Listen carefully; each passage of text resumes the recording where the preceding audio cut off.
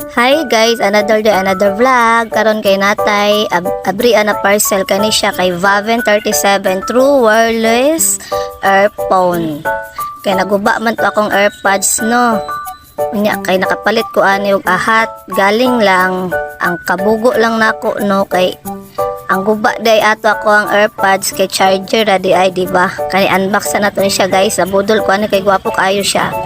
Akong pagpalit ani nara sa mga 600 plus kay nice jud siya mo ni siya forma niya guys nya ang kagwapo lang anin niya kanana siya pakapin na kana iyahang hard case kana mo na iyang case mo na iyang charger yung charger nice kayong charger no yan po siya ipakapin na travel storage case kani siya guys dili na mo siya ibutang sakto kay diri kana at dili na nibutan ng charger dira kadto lang ang niya